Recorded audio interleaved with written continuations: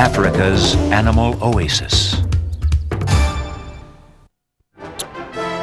And now, our feature presentation.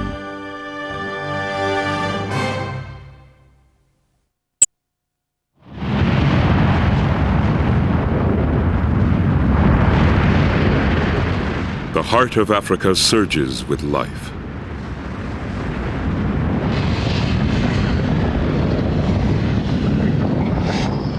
Its red-hot blood explodes onto the surface, piling up forest-clad volcanoes and raising glacier-hewn mountains high.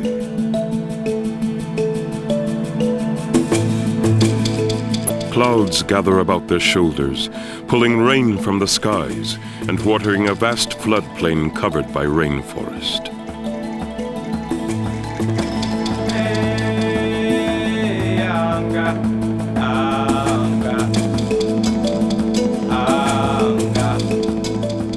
Great chasms yawn where the earth is torn asunder by a great rift.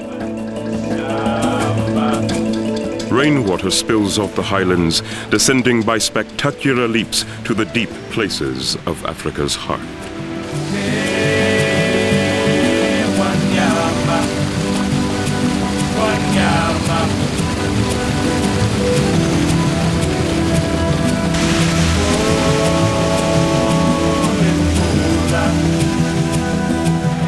Fresh water plummets into the abyss, forming a string of great lakes, inland seas of majesty and wonder.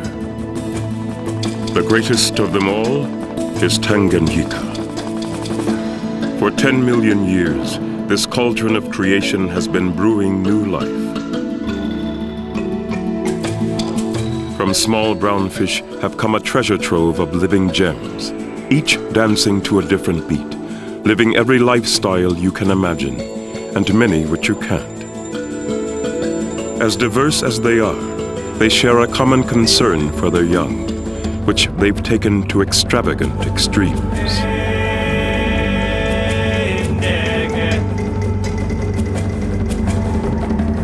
They dominate lake life, playing every role, feeding a huge cast of supporting players.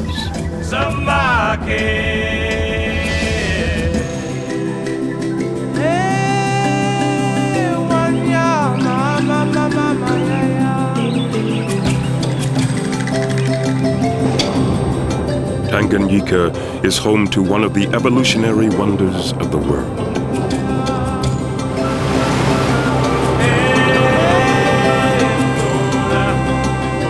From little fish in deep water have come living jewels of the rift.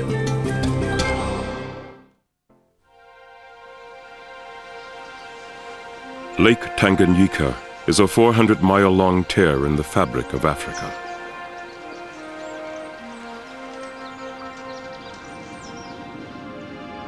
It is a creation of the Great Rift, a system of cracks where the Earth's crust has split.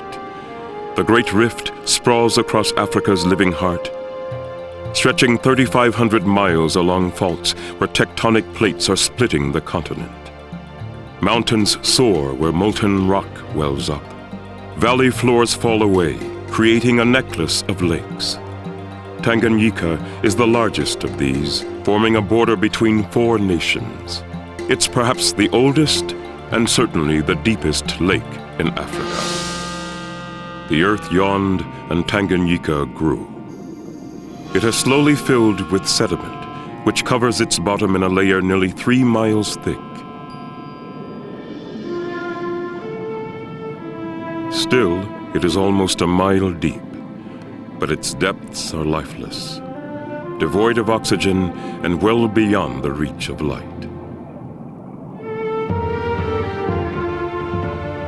Only its surface waters, alternately tossed by storms and illuminated by the tropical sun, have been charged with life.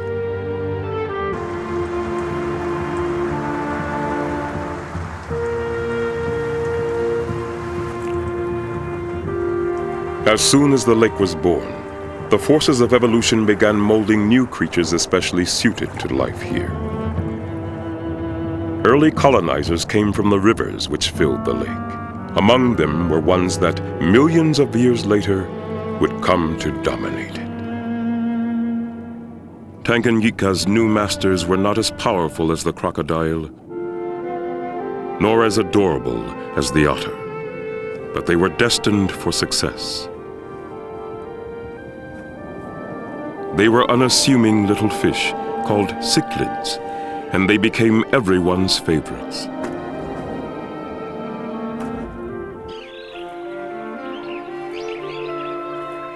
Unlikely empire builders, they were little fish with guts and a talent for adaptation. They gave rise to more than 200 species that evolved here.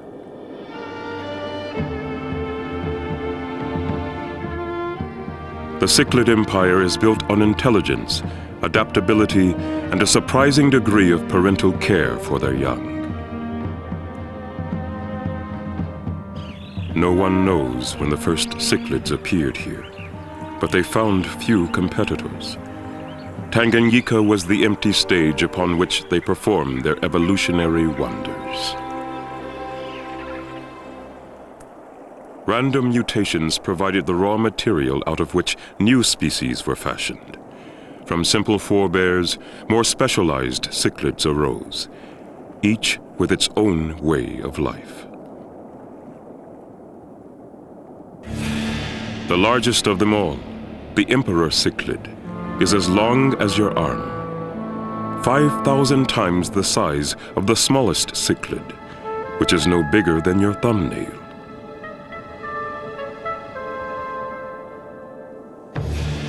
Differences in size, habit, and color allow species to coexist.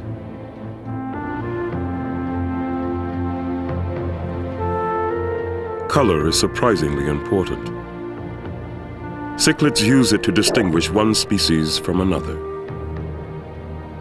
Iridescent hues help females select a mate of the right kind. The importance of color in mate selection may even help to explain how so many species of cichlids could have evolved so quickly. A simple change in color could be the first step in the creation of a new species.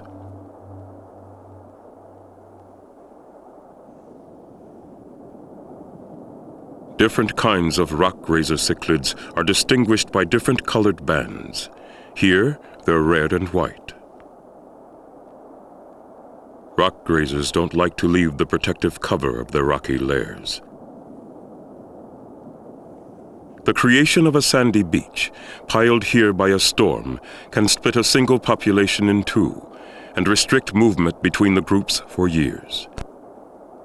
When a new color pattern appears in one group and is favored by the females there when selecting a mate, the difference in color alone could keep red and white and yellow-banded rock grazers from interbreeding when they meet again.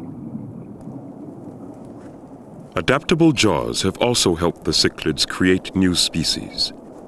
Cichlids actually have two sets of jaws. The inner one mashes food, leaving the outer one free to evolve specialized teeth, which help them gather every kind of food imaginable.